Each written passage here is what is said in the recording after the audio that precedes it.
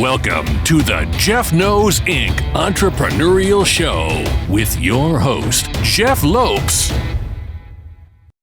We are live on the Jeff Knows Inc. podcast. I'm your host, Jeff Lopes. Super excited to have on today Frank Zane. What is up, brother? Thanks very much, Jeff. It's good to be here with you. This is going to be a fun conversation. Frank is, for everybody that obviously knows who Frank is, I mean, an incredible career in the bodybuilding world. And he's has a mission on bringing the glory years of bodybuilding back to life, which I think is pretty amazing. Like, I grew up going through Flex magazines, and like I was born in '77, so that was when you won your first Mr. Olympia, which is pretty amazing. Let's talk about Frank growing up. Like, when was the first interaction with actually lifting a weight or getting into physical activity? What age were you, and how did that all come to light? Was somebody showed you? Like, how did it all come to light with you? It was right around age 14. Before that, I had an incident at Boy Scout camp where we're all sitting around a campfire, and there was a log there that was about 5 feet wide and had notches at the end where you can grab it. And everybody tried to lift it and they couldn't. I almost made it, but there was only one guy that lifted it, and it wasn't me. So I was motivated by that. And so when I got home, I started lifting weights, and that it all took off from there. When did you actually start seeing like the results where it's like, even at that age 14, because my son just turned 14 and he's been working out for quite a few years, but we just got a membership at a gym. So he trains with me at the gym now, which is pretty amazing. They start at that age. So when did you actually start seeing results and being like, this is something where my body's reacting to it? And how did that lead you into your first competition? When I started, I was working out at the YMCA with barbells, and I didn't really see much happening. But then I saved my money and bought a set of adjustable dumbbells that would adjust up to 15 pounds on each dumbbell, and started working out with those 3 days a week on upper body, 3 days a week working legs, squatting mainly. And I saw results in 2 weeks. Muscles popped out everywhere. So you started quickly seeing the results. Yes, when I started training with the dumbbells. So what did you find the difference with the balance? Like, what did you find the difference result-wise with the dumbbells? Well, there are more angles. You know, I would do things like dumbbell flies and what I would call around the world, where I go from a fly and let the dumbbells go back over my head lying down and then do a pullover, things like that. I could just do a lot of movements from different angles, and that stimulated all my muscles. When was the first time you stepped on stage? What age? I was 18. Actually, I went in, my first contest was Mr. Pennsylvania, and I didn't do well in that. I think I got last place, and it was because I didn't have points for athletic ability because I wasn't a weightlifter. But my next contest was Teenage Mr. America, and I got third place in that, my first trophy. And so I was all fired up after that.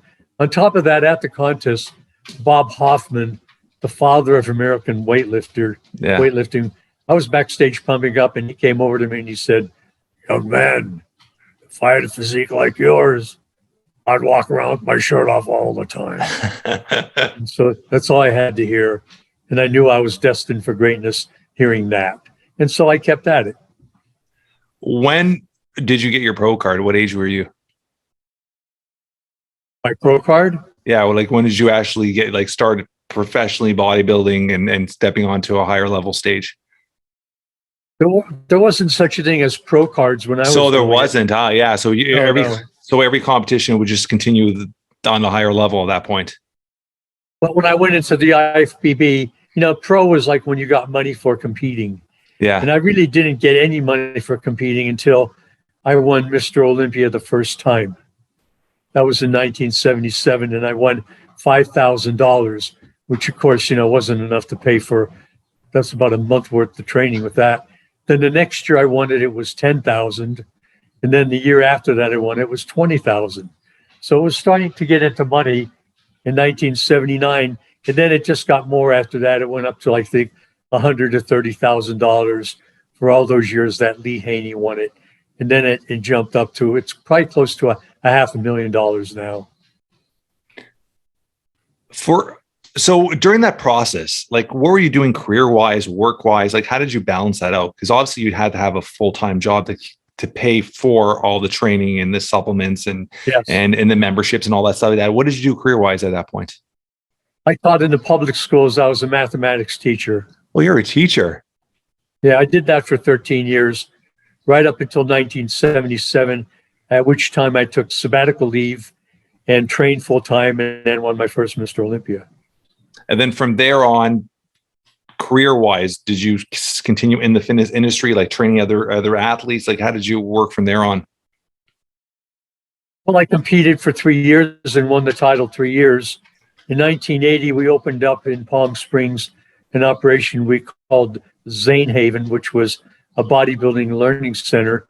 And we filled up for 10 weeks straight, where we take eight people for 5-day, 4-night sessions and teach them all about bodybuilding. And we continued to do that. We called it Zane Experience after about 6 years. And then we moved to a larger facility to Cary Grant Estate and continued in that up until about 1997, at which time we moved to our current location near San Diego in La Mesa, which is where we're at now. Okay, so my quick question with the one thing obviously that everybody knows you by is obviously your posing, your angles, and like obviously the small waistline, just your physique was a lot different than at that time, the Arnolds, the big guys and stuff like that. How did you separate yourself? Like, how did you figure out like your posing and all that? Like, did you go through somebody teaching you, or is this something you figure out on your own, your posing, your angles and all that stuff like that?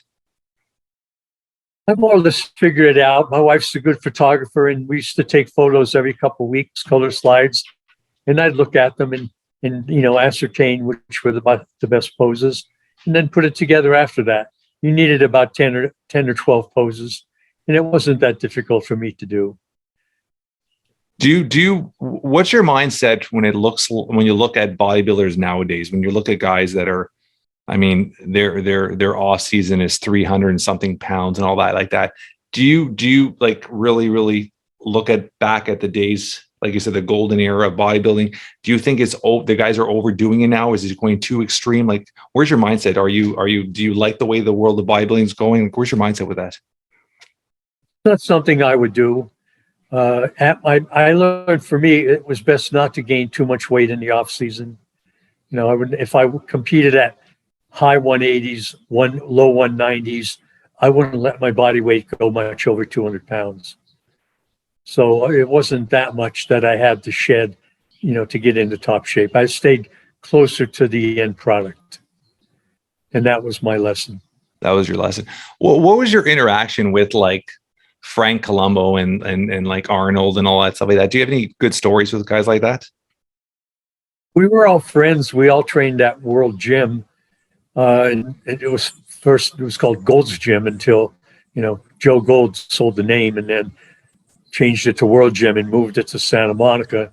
But we stuck with Joe's gyms. Yeah. And we all trained there. And so we were friends when we were training.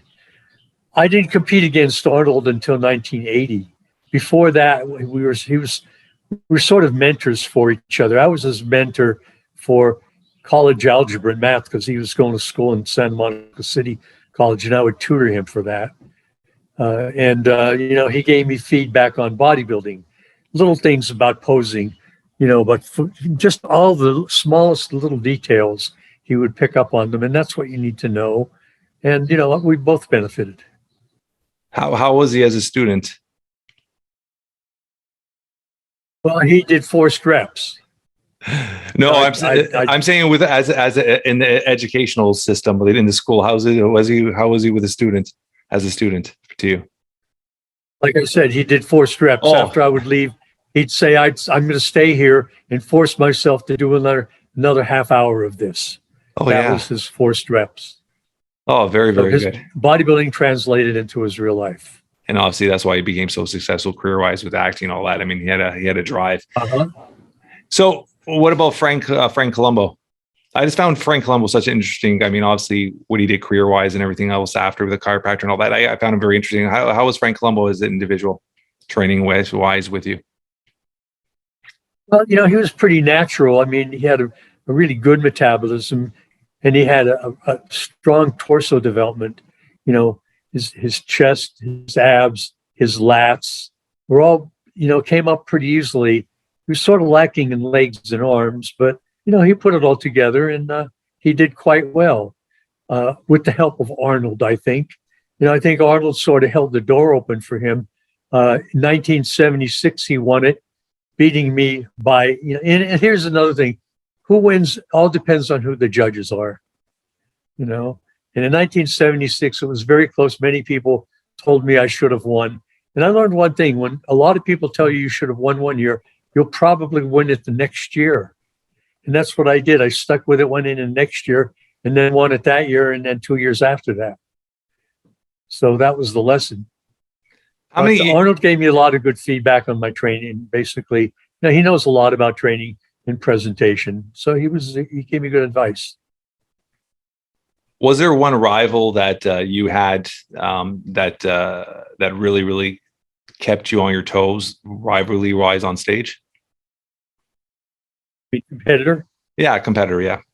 I think the best guy I competed against was Robbie Robinson, who was fantastic. You know, I think that he sort of was the kind of guy who looked incredible in the gym 2 weeks before, but at the contest, he wasn't as good. Whereas I was the other way around. I wasn't really quite ready 2 weeks before, but I was really ready when the contest came around. So I think the way he peaked wasn't as good as the way I did it. And then there was Mike Menser too. He was a competitor. Yeah, especially in 1979. Yeah. So how did you really tone into your diet like that? Like, did you have anybody teaching you, or is this just trial and error through your diet? Did they really, really keep that all the way, like the peak at the right time and all that? Nobody taught me. It was all from personal experience and what I had learned before. You know, you learn by your mistakes, and I made a lot of mistakes along the way. So by the time I really got serious in the late 70s, I knew pretty much exactly what to do. And I did. How many years did you compete after you won your last Olympia? Let's see, there was 1980, then 82 and 83, 3 more years. 3 more years. So what age were you when you stopped competing at the Mr. Olympia? 41. 41. You know, you always hear athletes. Did you compete anymore at that point, or that was done with the competition side? You know, you always hear. I was focused more on teaching it than competing. You know, I had already competed from 1960 to 1983. I think, well, that's enough of that. You know, I learned what I needed to know, and now I could teach to other people. And that was how I made my living anyway. So, you know, I wasn't going to stick around in bodybuilding because I was already 41 and I had a couple of injuries, and I could foresee those getting worse, which they would have if I would have kept plugging away at that level of intensity. What injuries what were the injuries? Shoulders, lower back, you know, basically. When you trained, did you focus on lifting heavy, or is it more you're looking at more of the reps? Like how was your training regimen? I worked up in weight on every set. I went heavier every set, and I kept my reps between, say, 6 and 12 for the most part. Okay. So why I was asking that was, you always hear pro athletes, whether it's as a hockey player or a baseball player or a football player.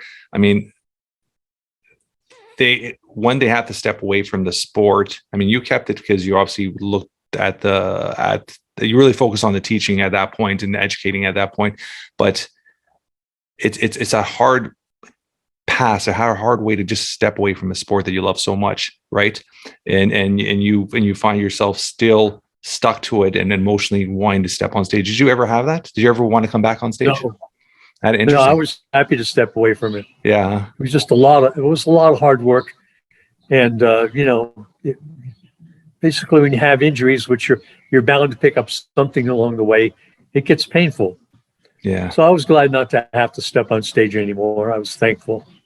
Yeah. Does Eric the trainer ring a bell? The name? Yeah, he's a friend. I first saw him about 7-8 years ago. He came to see me for one of my seminar programs, a 3-day program, and he's a good guy. Yeah, He's got a good personality. I had him on the podcast recently. Yeah, I had him on the podcast recently, and your name came up, and he had a picture of you in his office, and he talked very, very highly of you and as a human and as a man. So I just wanted to bring that up because I have a good relationship with Eric as well. Yeah, he's a good guy. I like him. Yeah. He was very very fond of you. Yeah, that's awesome. So when you look at yourself, and obviously, I mean, take away the bodybuilding aspect of it, I mean, you're a natural entrepreneur. Since then, you've always been in one form or another working for yourself. Did you see that as a kid? Did you always have that itch or grind to be an entrepreneur as a kid? Well, I don't know what I wanted to do. I just knew that I always did better when I was working by myself. I was sort of a loner with everything. I was not a team player. I played team sports, and it wasn't for me. You know, I couldn't do what other people wanted me to do. I had to do my own way. And so bodybuilding was perfect for me. I was the one that was in charge. It was my body. I called it my living laboratory. And of course, I had a science background. You know, I taught mathematics, but I was a chemistry major in my first 2 years in college. I guess that's how I earned the nickname, the chemist. Yeah. And I've always been, I'm more of a cook than a chemist. Explain that. The difference? No. A cook in chemistry is one who follows the experiment like a recipe book. That's what I did. And I was very good that way. A chemist is one who knows the entire theory of it and just does it naturally on instinct. I wasn't like that. Okay. I was good at following directions, like from a cookbook. Yeah, interesting. I love that. I love that explanation of that. So now let's take us into the past the bodybuilding. Obviously, you said 83 on when you started training and having your own facility and all that stuff like that. Was there any young bodybuilders that you worked with that actually went on to really, really high levels in the bodybuilding world? There were, but not to a great extent, and not real young. Like Sadiq Kadzovich was one of them. I saw him when he was already well on his way. Another one is Michael Hearn. Yeah. Again, I saw him when he was well on his way, and I really didn't work with him too much, maybe just a few times. I would have liked to work with him more on his posing and presentation, because I don't even know what that looks like, because I've never seen him pose. But he's incredible. He's just naturally a big guy, weighs 266. He's a big man. Has everything developed. I think he could be the very best there is if he keeps at it. But I would love to keep working with him. So, Mike, please call me if he hears this. I can really help him out because, see, I've been there. He's not. Mike's got to be Michael here. He's got to be in his. I'm assuming mid to late 40s. He's got to be 53. Up there. He's 53. Yeah. Yeah, he looks incredible. He looks incredible. Like you wouldn't even tell his age, but he looks incredible, and he's still at it really, really hard. He's good for a long time. Yeah. Yeah, interesting. I thought I seen a post recently that he posted something about you, if I'm not mistaken. So for some reason I thought you two still work together. So I'll say that was probably from the last time he came to me and see me, and we worked out together, and I checked him out on his form, on the exercises he was doing, and he's really good. He's got everything down.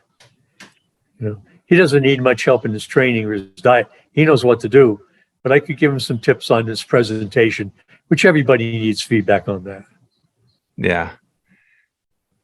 So did you, another one was Lee Hanley. Did you step on stage with Lee Hanley or no? Lee Haney. Yeah, Haley. Yeah. Did you step on stage with him? No, Haney. Not Haley. Lee Haney. Haney. Did you step on stage with him? Haney. Did you? Yeah, I competed against him. How many times did you step on stage with him? I think once. My last year in 1983, I got fourth, and I think he was third. Yeah. And he was just a big guy, he had a lot of good, like his back was incredible. He was still a little bit crude in this presentation. Yeah. But he did obviously, he went on to be he came back after the next year. He looked really good. I was there. I was doing TV commentary in 1984, the first year he won it. And he was really good that year. And then for the next 7-8 years, he won it. Yeah. So you have, when I was reading something about that, you've dedicated obviously the photography side and part of the bodybuilding side, really trying to preserve the golden age. Is that has anything to do with your wife? You said your wife's a photographer. Is she part of that? Well, she's the one that takes the photos, and I'm not really the subject of that anymore. But you guys are still involved in that? No. We don't go to contests and photograph people, although we did for a while way back when, but we're really not involved in it. There are a lot of good photographers still out there, you know. Yeah. What I was talking about was the Zane Gallery. Do you still have that? No, that was about 5 years ago in Laguna Beach. Yeah. That started up, but it never took off. And we had some disagreements among the people who were doing it, so we just let it go. Oh, okay, so it never came about that. No. How with the social media? How old are you right now, Frank? 79. I'll be 80 in about 2 months. You look amazing. Congratulations on that. When you look at social media, and you've obviously, when I'm looking at your Instagram account, and you've really, do you have somebody running your account, or you still running it yourself? My wife does a lot of it, and then I have a IT person, who does some of it too. So between the two of them. Yeah, I mean, it's amazing how you've actually and when I look at other bodybuilders or other people that had a great career in their 70s and 80s, they really haven't taken into technology like you have. And with your online platform right now, with your coaching, your teaching, how busy are you with that right now? And what do you do with your online platform? I don't really have any kind of definite plans for that. I just post when I feel it's necessary, when I have something to say or find something really interesting. So I really don't have anything, no definite plans laid out for what I do or what I'd like to do. I'm not giving anything away. You're not giving anything away. Be surprised. Just be surprised when you see it. I love it. Where do you see yourself career-wise? I mean, obviously, are you still actually actively working with clients, or are you more of a retirement stage now? Like, what are you doing? What's a day-to-day operation? What does a day-to-day look like for Frank right now? It's pretty open. You know, I work out myself. I have a gym at my facility here, 600 square foot gym that has everything in it. And I work out there. My wife does too. And clients come to see me. We call it Zane Experience. Usually it's either 1, 2, or 3-hour sessions. And I do those on a regular basis. Sometimes I'm busier than others. When I'm not, I shoot archery. I have an archery range on my property. That's one of my passions I've done for quite a few years. So I do that a few times a week. When did that start, that passion? Right about when I started training. I was about 12 years old when I started. Got my first bow. And I was an archery instructor at Boy Scout camp when I was a junior and senior in high school. So I've been at it a long time. Have you ever tried to compete? Did you ever compete with that, or is it just more of just a hobby? When I taught I was teaching and I was living in Reading, Pennsylvania, and I went to the field archery range there, and I competed there, and I think I won a trophy. It was like expert class A. I think I hit like a 401 or something like that. You know, you shoot at all these different distances at different size targets, and I really liked it. I don't do any of that anymore. I just do it for fun. Did you ever do it in a hunting aspect, or it was just more sport? I hunted when I was 15, and I did shoot a deer, but I felt sorry. You know, I'm not a killer. Yeah. And that really wasn't what I wanted to do. You know, I basically went with a friend of mine and his father, who were hunters. And, you know, I basically got a lucky shot off and nabbed this spike buck. And we were eating venison for a while, but it wasn't for me. I used to roam the fields shooting at rabbits, and I would never hit them because they're so small. But I hit one once, and then that I didn't like it. I don't like killing things. Yeah. So you do it, like I said, as a sport, just for a couple times a week. Still, it's a great activity as well, right? Keeps you sharp for accuracy. Yeah, that's to say, amazing focus. I got a piece of property, and it's something that I would like to start doing with my son as well. We were talking about it recently. We bought a couple sets of some stuff, just amateur stuff, just to play around with and just see how he reacts to it. But I think it's such an incredible. Check out Lancaster Archery. They're a big distributor of equipment, and they have everything, and all the top pros go there too. Okay, very, very cool. Lancaster. I'll check that out. Through the process, do you have a book of your? Have you ever written a book? I've written several books. You want to My talk main about one them? is, I have it right here, is the Zane Bodybuilding Manual. When did that come out? Oh, it's been out about 2 years, and it's massive. It's 436 pages. It's everything I know about bodybuilding in here. How long did it take you to put that together? Like, Ashley, did you have somebody help you put that? I mean, that's a thick book. My whole life. Yeah, huh? I'm a writer. I write all the time. So basically, I have stuff that I've done, and I more or less assemble a lot of it. I did a bodybuilding magazine for 16 years called Building the Body. And the material I wrote for that, I have access to it, and I edit it and combine it and write more about it when I publish things like this. So that's the textbook, and here's the workbook, the Zane 91 Day Wonder Body. It's 3 months, 91 days of what to do every single day, the whole training routine. And it goes through 18 different training routines in the process. And it's designed to teach you how to train. It's an education going through that book. Do you get into diet as well with that, or just the training? Yes. But it's not about diet. It's more about training and stretching between sets. And the diet I handle in the manual, that all the tips about food preparation and eating, that's all taken care of in the manual. So you said you've been writing your whole entire life. It is something you started from a young age. Was just something you had a passion for? Well, it's something I made a living with. The first book I wrote, what was it? 1977. We got a literary agent in New York, and he got us a deal with Simon & Schuster. And we wrote our first book, The Zane Way to a Beautiful Body, in hardcover, then in paperback. We did a 25-city tour, and it was very successful.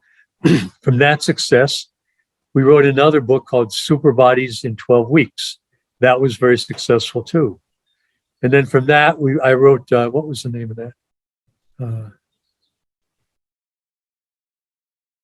I can't think of the name of it now, but it was the third book we wrote. And that was successful. I basically bought the rights back from the publishing company and published it myself. And I sold a lot of that book. I sold like 10,000 copies in 1 year. Wow. Fabulously Fit Forever was the name of it. Yeah. Now, all these books are still available as ebooks. So I don't put anything out in hardcover anymore. If I'm going to write anything, it goes as an ebook because it's very accessible to people. Yeah. It's a lot cheaper, and it's right there, and they can get it easily. Have you, any of your books, have you thought of doing audiobooks of them, or you already have them out audiobooks versions? I really haven't done much along those lines. I might still do it.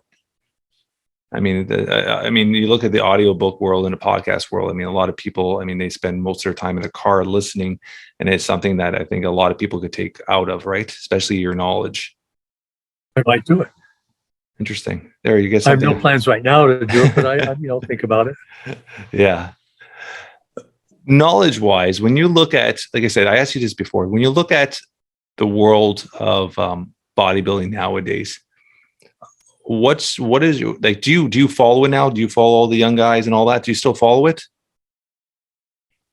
I look at it on Instagram and Facebook. That's about it. I don't really follow it very closely. I just see what's going on. Is there Sometimes I comment. Yeah. Is there anybody from your era of competing that you still have a close relationship with? I'm in touch with Lou Ferrigno. You know, we email back and forth. Yeah. And I like Louis. He's a good guy. Yeah. Yeah. I love what he does. I mean, everything he's done is pretty amazing too. I follow him too. Yeah. Pretty amazing there too. So what do you like when you look at yourself now and obviously everything you've accomplished? Like, is there ever a moment, and I ask people this all the time, like, is there ever a moment that you sit back and like, wow, like throughout all these years, I've done so much. I've been on stage, I've traveled the world. Like, is there moments where you just like, you pinch yourself, like, what a career I had? Yes, but don't only lasts about 15 seconds. And then I think everything is not enough. I love that. And I keep going. I love that. I mean, that's a natural entrepreneur, right? I've been self-employed for 26 years. So you always have that mindset, right? You always want more. There's always something else you can do. Yeah. I mean, it's crazy when I sit back and I mean, you entered a sport, an individual sport, which makes it that much more harder, and got to the top. And you were at the top for 3 straight years where, I mean, not many people could ever say that. There's only one person a year that can say that, right? Which is pretty incredible what you've accomplished. And your legacy, obviously, with your education and what you're teaching, your books and your magazines, like you've put so much knowledge out into the world, which is incredible, right? So I want to commend you on that, everything you've accomplished. What do you see in the near future for yourself? Like where else? You said you don't stop. Is there anything you're working on right now? Complete enlightenment. Complete and total enlightenment. Explain more. Well, basically to have an empty mind, totally empty, open to all the ideas in the universe. Not any kind of preconceived notions, just empty and open. And that's what I work on. That's why I meditate, clearing my mind. And when did you start focusing on meditation? Has this something you've been doing for a long time ago? Yeah. About the same time I started working out. So that young of an age, huh? A lot of things happened to me at age 14. Basically, I discovered bodybuilding, weight training, discovered archery, got pretty good at that, and also playing harmonica, which I inherited from my father. And I still do that. You know, I'm no pro, but I like playing. Also, I've learned to make flutes out of bamboo. So I make and play bamboo flutes. I make what's called the Zen meditation flute, the shakuhachi. I made a few of those. So, you know, it's a challenge. I like making things. So a man of many trades. I love that. Why not? So you like doing a lot of things with your hands, huh? Like just working wise and carving and stuff. You have a passion for that too. Say that again. So you like doing you said the flutes and all that. You carve them by hand, everything by hand? Yes. Okay. So it's just like it started off. Use the drill press. Use the drill press for drilling the holes. You know, finding out where they go is the thing about that, is to know exactly where to drill the hole. And I discovered how to do that. And that is basically, you start with a clone. You make a model first. You have one that you can experiment on and make whatever mistakes you can. You have to.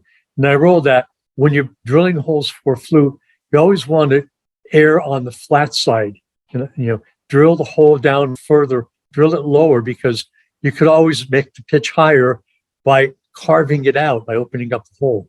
It'll make the pitch higher. So knowing those things through experimentation, nobody told me that. I learned it myself, you know.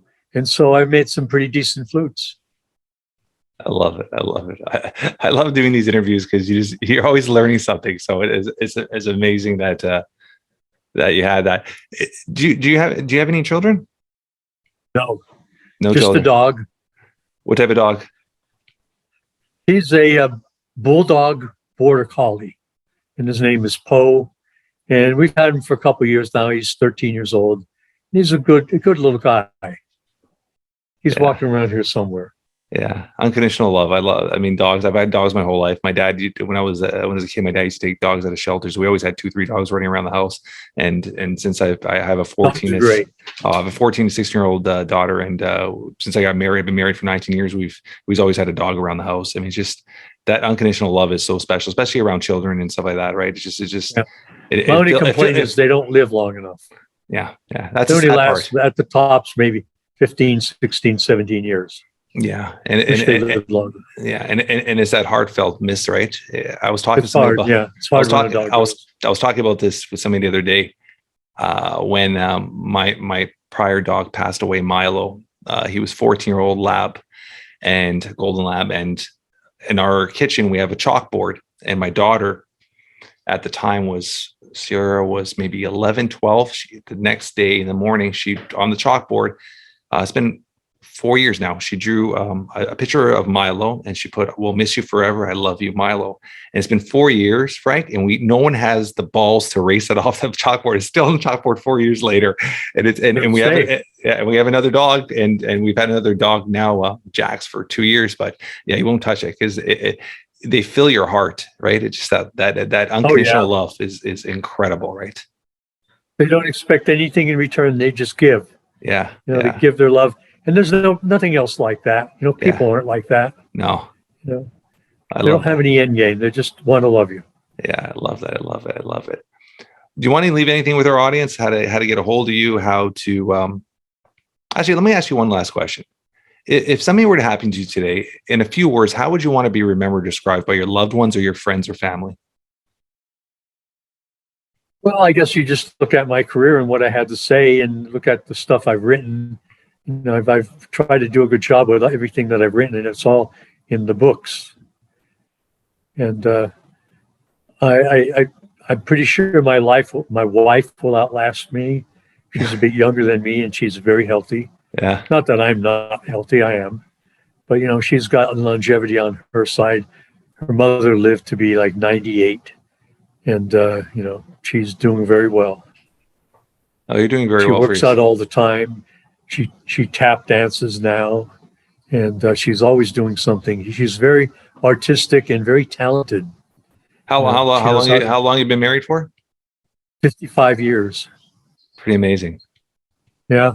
My this Saturday is a year since my father passed away, and he was my dad was 75 when he passed away.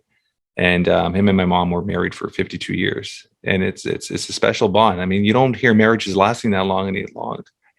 It's very days. Hard. No, is your mother still alive? Yeah, she's still alive. She's still with us. Good. And she's healthy and strong. And she was 6 years younger than my dad, but she's healthy and strong. And she's her mom is still alive at 92.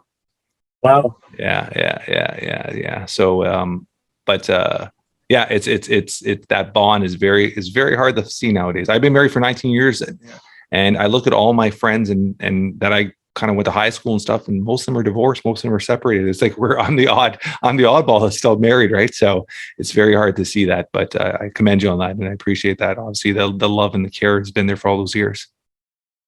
The Buddha only lived to be 80. Yeah. Now that wasn't the best record for his time, because there are people living to 100, and the disciples were sort of not in approval of when he decided to end it all, when he just laid down and died because he ate some poisoned pork, and that was it for him. But he knew it was time to go. Interesting. So are you really? Do you really focus on Buddhism? Do you study it? Well, I'm a Buddhist if the cloud is a member of the sky. Interesting. Is the cloud a member of the sky? I'm asking you. Oh, is the cloud a member of the sky? A member of the sky. I've never had anybody even ask that or even heard that before. I would say no. It would be separated. Then I'm not a Buddhist. Okay. And if I said yes? I'm a Buddhist. Yes and no. Yes and no. Yeah. So it's yes and no. So it all depends on, I guess there's certain aspects of it that you believe and focus on. Yeah, I think there's a lot of good common sense in it. I totally agree with you. I'm a very rational. Yeah. Very rational philosophy. Yeah, I 1,000% agree with that. I'm not a very religious person, but there's aspects of that are it just makes sense for day-to-day life. Just make you a better person, right? The Buddha gave these seminars. They're called sutras. He addresses a large audience, and he he tells his teaching in these seminars that he did, and they're really some Lavankara was it Lav, and I can't pronounce this, Lankavatara Sutra. Okay, there's a whole bunch of them. They're all available on Kindle.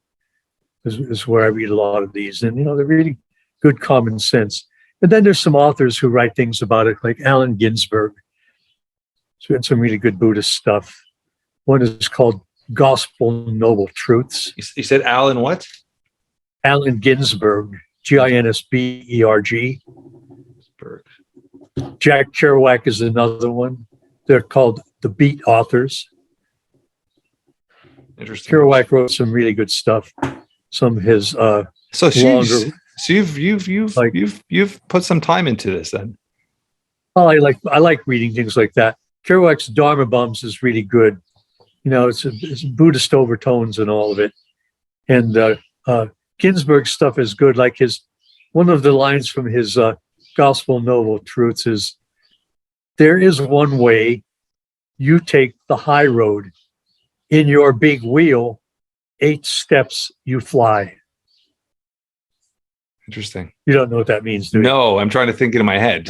As you're saying it, I'm trying to get a visual of it. I'm a visual person, so I'm trying to get a visual of it. Say that again. There is one way, you take the high road. Okay. In your big wheel, 8 steps you fly.